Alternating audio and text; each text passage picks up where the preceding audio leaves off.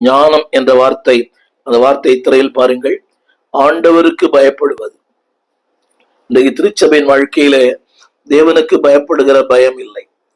துணிகரமான வார்த்தை, துணிகரமான பேச்சு, துணிகரமான செயல்கள், துணிகரமான பாவங்கள், இதை பேசுகிறோமே, இது பின்விளைவுகள் எப்படி இருக்கும்?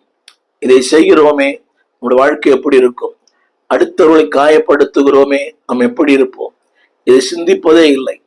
வேதம் சொல்கிறது ஆண்டவருக்கு பயப்படுகிற பயம். இதை நான் செய்வேனானால் அவனுடைய பின் விளைவுகள் என்னவா இருக்கும்?